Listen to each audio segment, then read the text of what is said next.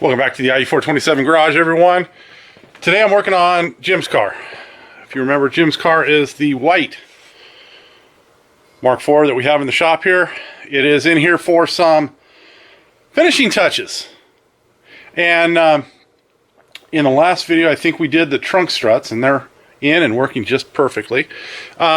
This time around, we're going to work on the roll bar. And I've already got the roll bar mocked in place, and I'm ready to start getting it final fit into the car.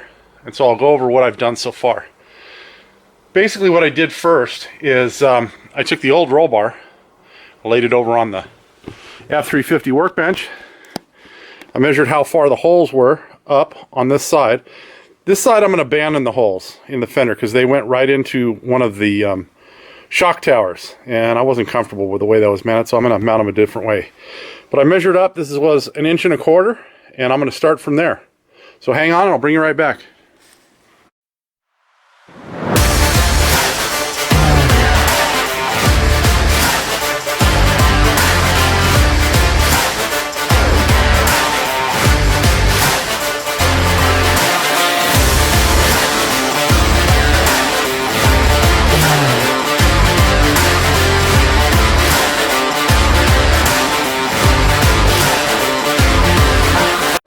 Alright, so I measured the existing roll bar, and then what I did is, let me see if I can find a light. I took the new chrome roll bar, and I measured it 1.25 inches up from the bottom of the back bar, and I drilled a hole. Now, I only have that bolt in there holding the back bar in place right now.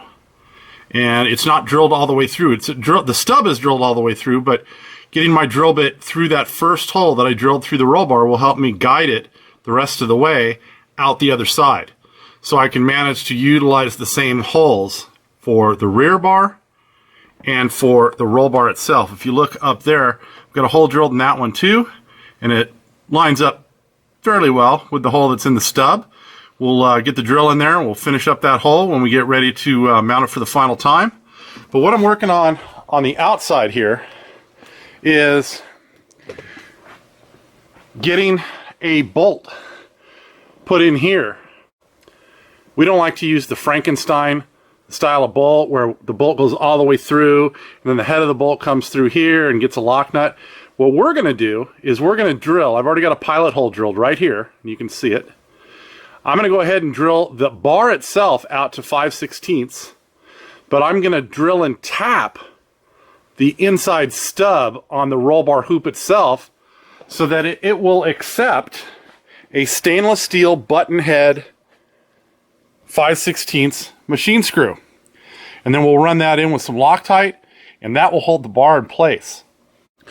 I don't like the Frankenstein style bolt because I don't think it looks really clean.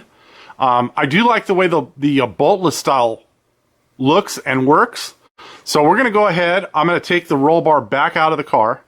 I'm going to drill the rear bar itself out to 5/16, and then I will thread, drill and tap so that we have threads in there for our new button head machine screw. The Beatles, When I'm 64. All right, it's the next day, folks. I got home from work and decided that I was going to finish up on this roll bar, so that's what I've been working on. As you can see, it's full of fingerprints because, chrome's good for that. But I did get our hole in the roll bar made and our roll bar itself drilled and tapped for a 5/16 button head stainless machine screw. So that's in. So that's the only part that's going to be visible on this. And I purposely put it on the front because it's the most hidden there rather than on the back side where you would see it. So once we're all finished up, we will wipe down the roll bar, get all my dirty, mangy fingerprints off of it, and it will look beautiful.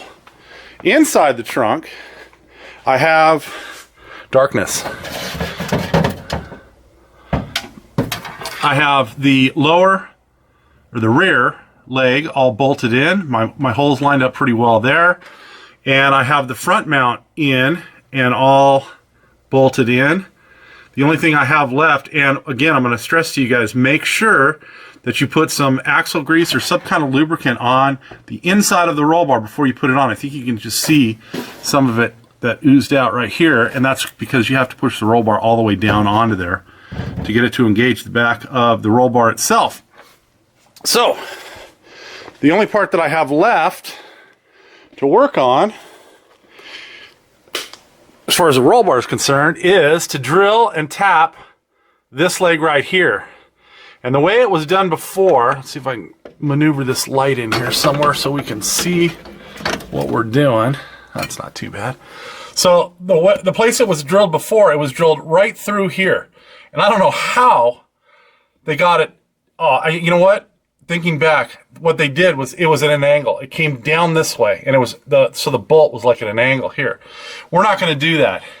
We're going to send the bolt in from here straight through to back there. There's enough room behind it there that we can get a nut on it, and then that'll be all squared away. So I will bring you back when I've got that done, and hopefully I'll have the roll bar cleaned up as well, and it'll all look shiny and brand new.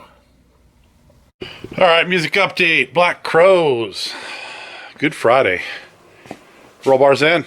I even managed to wipe it down with some multi-surface cleaner and a clean rag, and it actually looks nice. So there you go. She's all in. She's all pretty. She's all shined up. I'm telling you, if you walked by this car, you wouldn't even know the bolt was there.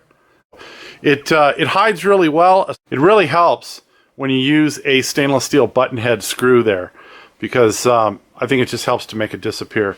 And we did manage to get the last mount here all squared away, so you can see I drilled that in a much more accessible spot, and got it in there, got the nut on the back side, even cleaned up inside here.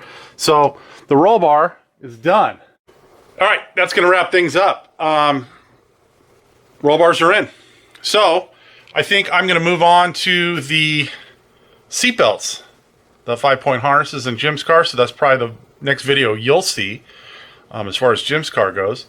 And as always, I want to thank you for watching. If you're enjoying the content, please do the like, the share, the subscribe, comment if you like. We'll see you guys all next time. Have a great day.